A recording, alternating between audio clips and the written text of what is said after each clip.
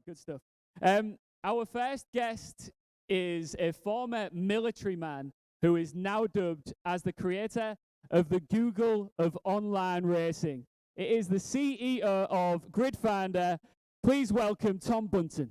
Alongside Tom, we have the founder of XL Esports. He was there for 7 years and achieved a lot in his tenure there. And when I say a lot, I actually genuinely mean a lot. And he is now the gaming director of Formula E. It's Kieran Holmes-Darby. And to make up this trio, we have one more guest to give a round of applause. The former top-level player in the sim racing world who actually trained Jenson Button during lockdown 2020. I spent the entire time in my pajamas, so who's the real winner? Please welcome to the stage the founder of gaming business PaceNote. It's Tobin Leigh. Okay, right, so we're going to chat about building successful esports communities, why it's important, what works, what doesn't work, and to discuss that, we've got three people who have done a bit in esports community building. So we've got Tobin, as you heard, who has managed Formula 1 esports teams. And then we've got Kieran, who's obviously gaming director at Formula E, and we're going to discuss the importance of community for Formula E. And then myself, Tom, and we're going to just do a quick introduction and then get into some questions. So I'm Tom, I'm founder of a company called Grid Finder. We're an online community management platform for sim racing or online racing communities. So we have over 3,000 communities on our platform, and we let them list on our platform and find drivers. So drivers can go on the platform and say, I want to race PC, Formula 1, Wednesday, Thursday, Friday, and I'm in Europe, and then we show them the dozens of communities that will facilitate those, that racing for them. We also have a community management platform that allows the online community managers to create racing calendars, collect results, standings, and we have a marketplace that allows people to trade and sell liveries, coaching, engineering setups, etc. So it's quite a broad remit that exists within online racing communities. There's a lot of moving parts. There's a lot of people who take it very, very seriously, and so it's a lot of fun. Kieran. Thanks. Yeah, I had quite a glowing intro before getting on stage, but I suppose to build on that a little bit. My background is in esports, so I spent just over 7 years building XL Esports, one of the UK's leading gaming and esports entertainment brands. Co-founded that with my brother in 2015. Learned a lot in that journey. And I've now been at Formula E for the past year, essentially as like an in-house gaming consultant, so helping them build a gaming strategy. It's been great. There's not many opportunities you get to be a part of a genuinely new sport. Like Formula E is in its 9th season. I'd say probably outside of like UFC and paddle now, there's not many like genuinely new sports that are experiencing growth. So yeah, great to be at Formula E and helping them expand their audience through gaming. Great, Tobin. Yeah. Hi everyone. I'm Tobin. And to be honest, I didn't actually hear my intro, so because I was a bit busy frantically putting on my mic. But basically, my background is I started off when I was like 17. Presumably, some others in here did too, as a professional esports player. And basically, I played Forza. You know, it was a great game back in the day, and it was just something I enjoyed. And basically, because I enjoyed it, I ended up getting involved in the esports space through just gaming. And I actually wanted to be a real race car driver, but I couldn't afford it. So my whole story was I was basically showing that games solve the issue of having no cash when it comes to motorsport, and gaming was that path.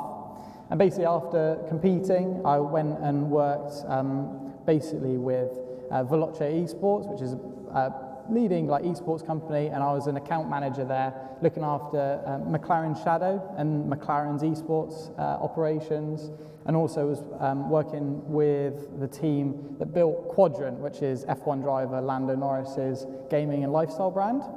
And so basically, using all these experiences, I decided at the start of this year that it would be a fun idea to go out and just do my own thing. And that's what PaceNote is, which is my first new business, which is all about enabling brands to come into esports, and we just provide like everything that they could need to have a team or do a tournament or whatever they want to do. We would work with them to make it happen. So, yeah, fingers crossed. Great. Okay, so I mean, I think just from looking around the room and looking at the panelists, I think one of the exciting things about esports and online racing and gaming communities is that it's really, really new. Sim racing especially kind of saw its huge boom, its explosion during COVID, like a lot of esports did. And so the kind of the industry experts, because the industry is so young, actually those kind of industry experts, the people who are leading the field, are actually very young. So you get kind of very new creative ideas coming through, which I think is particularly exciting. So we're going to dive into a little bit about Kieran, Tobin's and mine experience in building communities and how those communities can help brands. And there is a bit of a slant towards brands using gaming as a marketing activation and the importance of community in marketing and how gaming feeds into that. So Kieran, let's start with you. So how important is building an engaged gaming community for Formula E? Yeah, so I'll just preface what I'm about to say with my background is in, I've dubbed a new term of traditional esports. Like we always talk about traditional sports when we were talking about esports, but now I'm firmly in the sim racing community. I've had to find a term for all of the other esports stuff I did before finding sim racing. So I'm relatively new to the sim racing world, but in terms more broadly, esports have a fair amount of experience. And the way I suppose we look at building communities, I'll talk about Formula E specifically, when we're doing gaming activations, esports activations, everything we do is to either, it's like the ARM model, so it's retain or monetize the fan base, right? Monetize less so, we're not as interested in that. Formula E is doing extremely well commercially and is not really trying to do any like D2C monetization stuff. So it's more about attract and retaining the fan base. So we do a lot of stuff in licensing, so getting Formula E IP into existing video games, not just racing games, trying to expand it into any game that has a genuine fan base that we think might be relevant for Formula E. So that's really licensing and the attraction side. But in terms of community building, that's on the sort of retention side. And that's all of our owned and operated products. So whether that's our esports proposition, which is Formula E Accelerate, where we run a sim racing championship, we also do a lot of like influencer-led stuff in there, or whether that's actually building our own video game, or whether that's just an in-app experience to get people to have skin in the game with Formula E, so like a little fantasy product or predictor product or whatever. So there's a lot in that retention side for me that is all about just keeping people coming back to the sport, not just on race weekends, but actually during the week and sort of across the year. And to get them from attract to retain and actually start building a community, that's all about conversion, and that's all about solidly integrated marketing campaigns across the business. So yeah. No, I mean it's really interesting that using the ARM model to attract. Now there's other methods of attracting and retaining users or fans. So what is it about gaming that makes it so effective? Like what is gaming's strengths when it comes to attracting and retaining users and fans?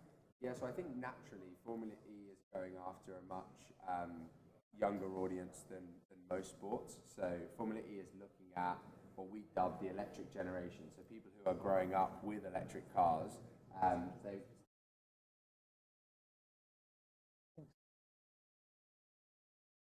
Mic check. Mic check. I've got quite a loud voice. Just project. Project. I'll try this when they finally turn it on. But if not, I'm just going to speak really loudly. What were we talking about? So I was saying that you were saying that gaming is particularly good at and retaining fans and users. Now, what I was suggesting is that there's other ways of doing that. There's social media, Google Ads, etc. There's Correct. Ways of attracting and retaining users. There's a lot of companies will use community apps. You've probably seen it a lot, where your favorite esports team or your favorite football team or in our case racing team has a community app where you get behind the scenes exclusive content, but Yeah. why is gaming more effective? We're on, we're flying. I think the way that we look at it at Formula E is gaming is just another marketing medium. So it's not necessarily a replacement for all those things that you just said, but it's an additional marketing medium for Formula E to go and attract and retain a fan base. I think what I was saying is, given the audience skews younger, it's the electric generation. From data that we received, there's a lot of gamers in that target audience. There's also a lot of gamers in our retained audience. So we know that that's a medium that they're already engaging with. And then, there's a lot gaming is quite a broad term, right? So there's a lot you can do there. But if you go the whole hog and actually create a video game, you can create what I believe is probably the most immersive experience you can have with a brand, and something that genuinely adds value. That's what we're always looking to do. Is coming from the esports world, I don't necessarily think like brand first, or I think player first. And anything we do, it's all about how can we add value to the player? How can we add value to the community? Because if you do that, then you'll build genuine trust and loyalty with the player base that you're trying to engage with. And the interesting thing about sim racing is that it's unique within the esports sphere in that it's kind of one-to-one related to something it's trying to emulate, right? So if you're a sim racer, you're sat in a chair with a wheel and pedals. Obviously, you can race as a controller, but a lot of people aspire to get their Logitech or Thrustmaster wheels. So it's kind of one-to-one, it's immersive, and that's kind of the strength there, is that it's so engaging for a fan. So as a fan of Formula E, you can become a Formula E racer. Now, if you're playing something like FIFA, you might be a huge, I'm going to say Newcastle fan, but you're not really playing as the Newcastle players are playing, because they're running around and you're sat on a controller, right? So it's totally immersive. And that's kind of in terms of online racing as an esport, that's its strength and its weakness, right? So it's one-to-one, which is great for immersion if you're participating in it, but it's not so great in terms of viewership, because what you're watching is either motorsport or almost motorsport, in the sense that you could go and watch real Formula E, or you could watch almost Formula E. So, Tobin, I'm going to throw this one to you. Obviously, you've done quite a lot of work with F1 teams in creating teams that then participate, the point being that people will go and watch those teams racing online. What have you seen that has worked and hasn't worked from your perspective when you've been kind of pushing the idea of engaging fans through esports with Formula One? Yeah, well, I think it's a good question, and to be honest, I think that this question about, like, essentially essentially the question you're asking is, why would a brand actually bother coming into esports and gaming in the first place? And to be honest, a lot of people don't immediately know. They just know that it's like worth doing because people have told them that it's worth doing. Yeah, but essentially the way that I kind of explain it, and to be honest, it's what my business is kind of built on, people trying to understand as well, is that by being involved in esports and having gaming elements to your business, it's like it just allows you to essentially just appeal to that kind of unique, like tech-savvy younger audience. And I think that is ultimately like what matters, because if you watch like YouTubers, like Mr. Beast, for example, people grow up with creators and people grow up with, talent and different industry trends. And I think that, if you really look at the kind of numbers of the industry and stuff, it's like, I just feel like everything's leading to it being at the start of something that could really accelerate, no pun intended, Kieran, accelerate into the future. And so that side of things, and in terms of bringing brands in, and then once they get that they are appeasing to that next level of kind of audience that's growing, then the community comes with that. And then also, a big part of that is, from a commercial point of view, a lot of if we take sim racing as like an example from within esports, all these drivers and players are they're so hardcore into their market that they're just worth a lot to brands, a lot more than I think people often realize. And so often I find that people are just quite pleasantly surprised if you can get a product out in front of people, then people genuinely will really cater towards that if it's good. But yeah, you did mention what didn't work so far, and not much really, but it is just the whole getting the story across, and and making sure that people understand really of like the fact that esports is also not that cheap. It's probably more expensive than people imagine, like when they're coming into it for the first time, depending on what niche you have. And so it's just setting expectations early, really, and then community and everything else just flows from there, really. Just one thing to add on, I thought you made a really good point before you throw it over to Tobin around sim racing specifically, and this is something I've kind of had to get to grips with, is coming from the world of, League of Legends. Not many people can shoot fireballs out of their hands, but, when you're a good sim racer, theoretically you're a good driver as well, right? So there's a lot of, it's almost like sim racing sits in its own bucket of esports and needs to kind of be treated in that way. And it does give it some incredible strengths, which allows us to do things like take a gaming arena of 20 simulators around to every race that we go to and give fans probably the most immersive experience they'll have with Formula E, and the closest they'll ever get to driving a Formula E car. Now, the problem, the kind of cons, is if they want to then go home and do that, then you rig, and the barrier to entry, all right, it's not as high as going and being in karting or something and real racing, but it's still a pretty big barrier to entry. I mean, to put it into perspective, I could have a free sim rig in my house right now because I work for Formula E. I can't fit it anywhere. I live in a 2-bed flat in London. Like, where's it going to go? So there is kind of like barriers to entry for sim racing, which makes it hard to engage en masse. But it means that when you do an activation, you can give people a really, really immersive experience, and they generally have a lot of fun. Yeah, absolutely. So Gridfind has its own sim racing team, and we race in the SRO series, the SRO GT World Challenge, which we were in Monza a couple of weeks ago, and then we're off to at the end of the month, and then we're off to Nürburgring in Barcelona, and the drivers are inside the paddock during the race weekend. Now, the really interesting thing that happens alongside that is the real world racing series has a sim series alongside it. So there are drivers allocated from each of the real-world teams, so the physical cars going around the track on the weekend, who will come and sim race in in this case, the Fanatec arena, and they can actually earn points for the real-world series. Now, I suppose the side-by-side comparison was, could you imagine if in the Premier League, each of the teams had an esports team where for 2 or 3 games a year, you could have your esports team competing, and they could win actual points in the Premier League. Well, sim racing is doing it because it's unique in the sense that it is so... There's crossover, right? But there's, the best FIFA player in the world, it might be terrible at football. Yeah, and I probably wouldn't want the best CSGO player to join the SAS anytime soon. It'd be pretty challenging. So just go back to the commercial side of this. So Tobin, you worked for Quadrant for quite a long time. Now, Quadrant, if you don't know, is Lando Norris, the Formula One driver, his brand. Now, it started off, he was doing a lot of streaming, a lot of sim racing, and then he kind of went more broadly into gaming.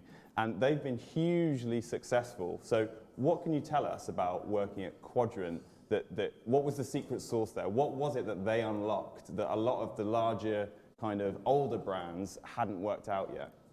Yeah, well, I think Quadrant was really unique because essentially, like, that brand was built off of having this figurehead, Lando Norris, spearheading everything. He was well known on Twitch anyway for like streaming during lockdown. Maybe some of you have watched Lando mucking about on a sim rig at some point, especially in lockdown, as I said.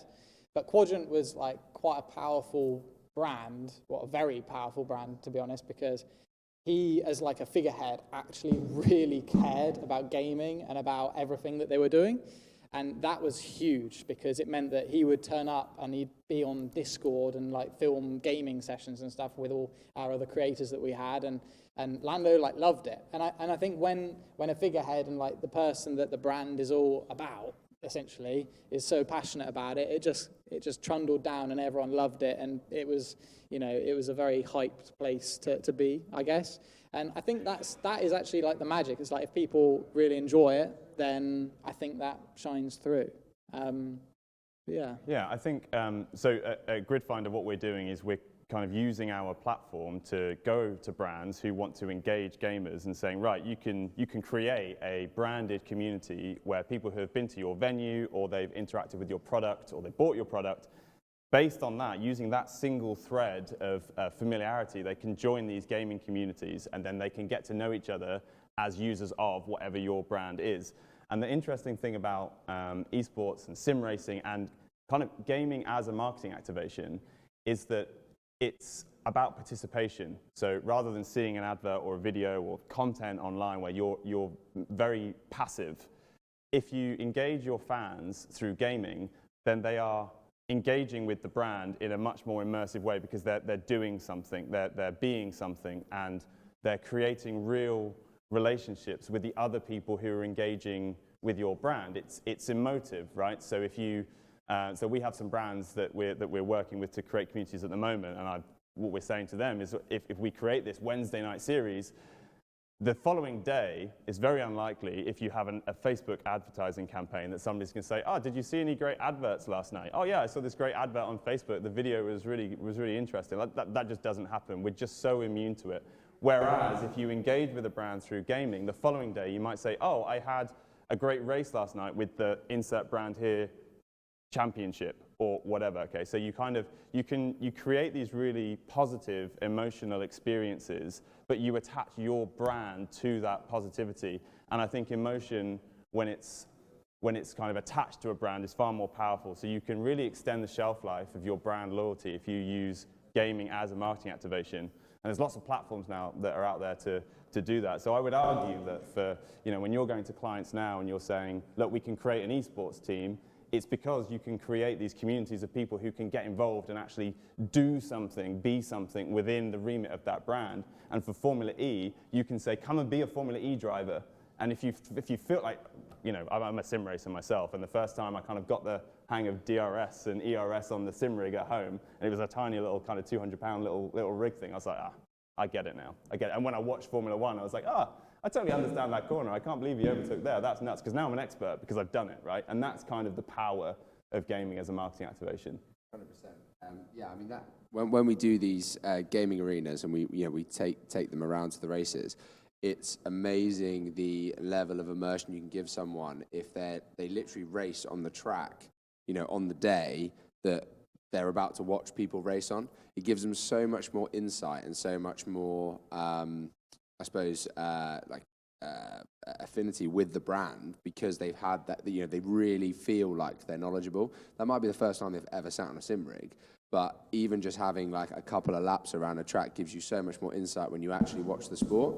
And I don't think motorsport is the most accessible sport. I mean, yeah, essentially it's just cars going around a track really fast, but to actually start to understand some of the technicalities around it, if you can give people that immersive experience, they're going to build such more loyalty with the brand. So that's what we try and do, and try and do it en masse. So we use other games to do that. So we use our licensing relationships with other games to try and hit a mass audience. The weird thing is, and I don't really have an answer to this, but the weird bit is when we're doing these licensing agreements, we appreciate that sometimes that will be someone's first experience of Formula E. So they may have never watched a race, they may have never heard of Formula E. Potentially, they've probably heard of Formula One, but they probably don't know much about it. How far can you get someone down the fan funnel through a gaming experience? I don't really have an answer. I just think that from, as you were saying, an advert might get someone to click on it, and you'll count that as, conversion and retention and engagement, but that hasn't really given them anything, any stickiness with the brand.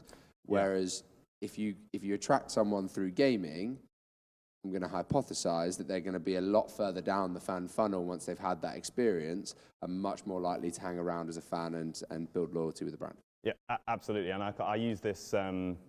I kind of use this analogy quite a lot. So I have this sounds like a shameless plug, but honestly, I promise it's related. But I have a sim racing podcast called Sim Sundays, where we talk about the business of sim racing. And every week I get a different guest who comes on, and they talk about their journey and their kind of entrepreneur journey, the startup journey, and kind of we talk about sim racing, how it's growing, and kind of what they're doing in that space.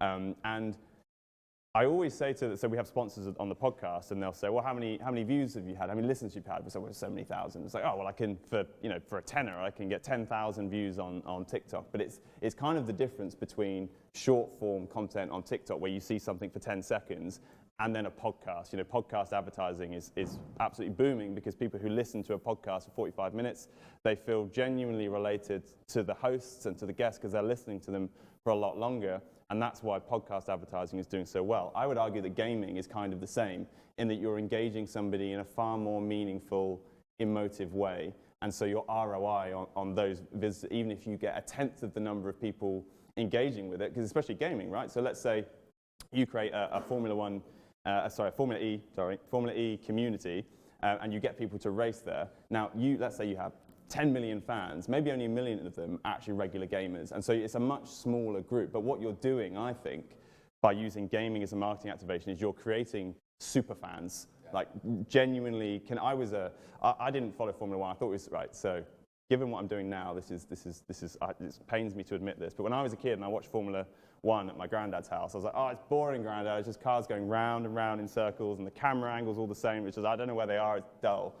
Then I played the game in 2011, and I got absolutely hooked, because now the corners weren't just bits of road that the cars were going past, they all had their own characters, and I became totally immersed in the world through gaming, and now I'm the biggest F1 fan ever from the game, so I think you're totally right. Well, don't worry, because Formula One racing is still boring, but Formula E racing isn't, so if anyone wants to watch Formula E race, it's much shorter, there's like way more overtakes. Shameless plug. No, actually, in Monaco, the next week, Monaco Formula One, let's have a look how many overtakes there are in that Monaco race. Yeah. By the way, in the Formula E race in Monaco 2 weeks ago that I was at, there were 100. So right. There you go. Formula E is available on all good streaming platforms. Great. Yeah, well, thank you very much for listening. It's been fun. It's been fun chatting about using esports as a marketing activation, and I think sim racing is kind of unique and gives its own little challenges and advantages. So thank you for joining me on the panel. And just a final note, congratulations to Tobin on his new entrepreneurial venture with PaceNote, because that takes a lot of kahunas to dive into. So yeah, wish you all the best, mate. Thanks, Kieran.